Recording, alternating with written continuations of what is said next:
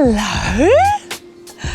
Here we are. Been a while since I created a video for the old YouTube. I'm gonna make this video for all the people that are interested in yoga. I wanna share a bit about my yoga journey, and I'm back where it started in my hometown, and yoga's been really helping me out more than ever the past few months. I had a breakup and changed cities, and yeah, it's just such a beautiful grounding practice, and I know that so many people out there have also had these experiences, and I just want to document it, really. So here we go, 10 ways that yoga changed my life. Firstly, focus. Let me just give you a bit of background. I always struggled with focus in school. Teachers always told me she's got a short attention span. Her attention will not stay on what she's doing. Forget about the present moment, forget about anything else. It was difficult for me, and going to this time in my life, I was 19, just come out of education, finished my art foundation. This is when my yoga journey began, when I'd finished school. But I remember thinking, this is crazy. I'm actually present right now. I'm in yoga, I'm focusing on my leg, standing on one leg, and it's like no other feeling I've ever had. It's presence.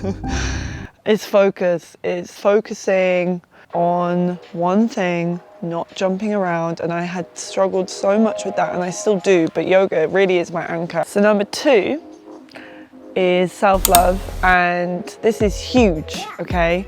And I know a lot of other people struggle with loving themselves, body and mind, everything, your whole being. It's so hard to love yourself, and definitely through this dedication, through this discipline, showing up every day, I was showing myself love. Love is an act, right? How do you show yourself love? You give it the nourishment it needs, you give it the discipline it needs, you give it the strength. For me, it was through yoga. You can do it through loads of other ways. And that self-love started to wash over me, and all the insecurities I struggled with for so much time in school. I hated my skin, I hated my legs, my small boobs. That slowly started to shrink, and it's still an ongoing process, an ongoing journey, this self-love, but I can feel it improving still now, and it really transformed my relationship with myself. It transformed my relationship with other people. It allowed me to have a really long relationship that I've just come out of, but that wouldn't have been possible without all this work. So self-love, number 2, is huge. So number 3, creativity. It was only after school that I really started to foster this creativity, after doing art for A-level, after doing an art foundation. Sorry, art teachers, if you ever watch this. I know I was an idiot a lot of the time. Stupid human that just wanted to have fun. Creativity is so beautiful. It's a creative state, it's a flow state, it's presence, it's focus, it's connected to how I feel in yoga, and it makes the world so beautiful, the things that we're able to create. And it was only through yoga that I really was able to give myself that time to go on this creative journey, for ideas to flourish. I get a lot of ideas in yoga as well. And it just gave me the ability to have more patience with myself and confront failure.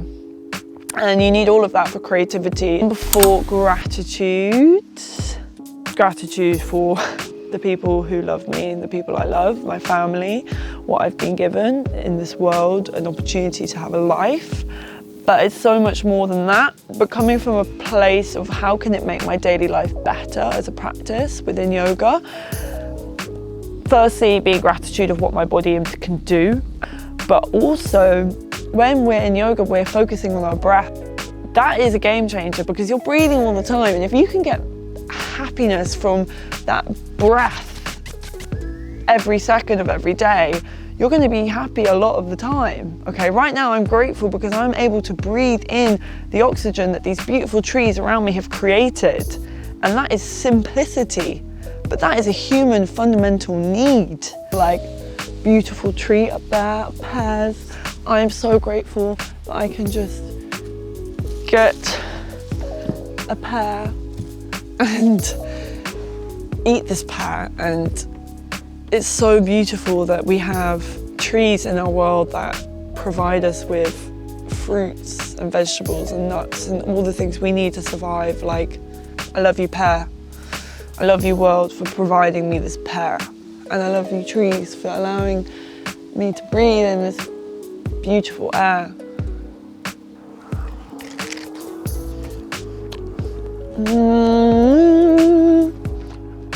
Okay, number 5, obvious one.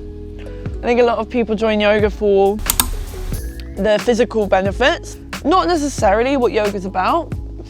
Yogis thousands of years ago would just sit and meditate all day, and they're not necessarily going to get physically strong, although that is really hard physically for your back and everything else. Anyway, I love being physically strong, and I felt the more physically stronger I was and am, the more mentally strong I am, and I still to this day love muscles. I'm not afraid to say it. Number 6, community. Again, this is very important now, especially in our Western life, modern life. It can feel quite solo, but community is one of those things that you can never have enough of. You can never have enough friends, you can never have enough support around you. And even in these yoga classes, I wasn't necessarily speaking to anyone, and I don't necessarily speak to people, although now I always smile and wave and say hi, but especially at the beginning I was scared to talk to anyone. But I remember I felt like I wasn't alone, and it's so nice to feel that unity in the room of everyone coming together and breathing and moving and going through whatever shit they were working through and coming out the other side. And it's beautiful. Number 7, it took me away from this constant party lifestyle that I felt like I was embedded in. And it's not like I regret a lot of the amazing experiences I had with friends, and it was a community in itself, but it felt very fragile, it felt very brittle. It felt like, especially around that time when I was 19, I remember on my 19th birthday at Boomtown Fair, and it was just mad and hectic, and it felt so hedonistic, but to the extent where it stopped being fun. And I said to myself, I don't want to, my 19th birthday, I don't want this to be like my life. Yoga definitely helped me find a new realm within this world of self-exploration and expanding my mind and consciousness without the need to kind of get, you know, drunk and whatever it was. It just got too toxic, and it comes back to the other things that yoga does, this kind of self-love, treating your body like a temple. You know, you don't want to give it things that are going to make it feel really bad. I didn't want to wake up on a Sunday and feel horrible. I wanted to wake up on a Sunday and feel good and excited about the week ahead and inspired and ready to do a yoga practice. So yeah. Number 8, this is huge. I've always struggled with sleeping, but it really noticeably helped me with sleep through that physical work and mental work and discipline and focus, and, you know, an hour and a half of sweating and putting yourself through challenging positions for your body. Like, your body's gonna need to rest. And I just love that feeling of completely conking out. Yeah. So it's good in that way, and I think because you're clearing out a lot of the stuff in your mind, it's easier to sleep. Obviously, mind and body are connected, so if you're not anxious before you go to bed, then it's going to be much easier for you to go into a peaceful state of sleep. So yeah. Number 9, opportunities. So it really made me expansively think about what I had in my life and the possibilities that I had ahead of me, and it really felt like the world was my oyster. Like, with this practice, it's so grounding. I really felt like I could do anything, and it's an amazing feeling, because I remember finishing school and I thought, wow, that's it, like, school's done. Is that my freedom gone? And actually, like, the older you get, really you can create more freedom for yourself. And I've taken risks, definitely, in my career paths and what I've chosen to do and the traveling experiences that I've had, but I don't regret it, because I've learned so much through it. And it brings me to my next point, number 10. just India and Indian culture. Obviously yoga comes from Indian culture, we can't forget that, it's an ancient practice. I saved up money and I went to India that following year, you know, the home of where yoga's from, and it was an amazing experience which I can talk about another time, and was a new chapter in my life, a new phase. Learning about another culture, and that started with yoga because it is a way of life for a lot of people, and it opened myself up to the possibilities of what it means to be spiritual as well. Growing up in an atheist household, you know, that the word spirituality wasn't part of our language, and it is important to have a spiritual practice, and everyone does in their own way if they don't talk about it or not, but learning about it from the Eastern way of life has been just absolutely life-changing, and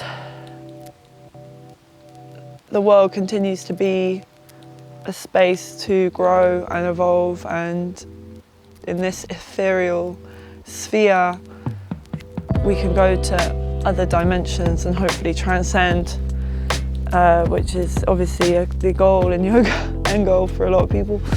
Liberation and actualization and enlightenment, but that comes after a long time. So yeah, they were the 10 things that feel the most prominent to speak about. Oh, that plant really smells. Thank you so much for watching. I'll bring more videos about yoga and everything else coming soon. So thank you.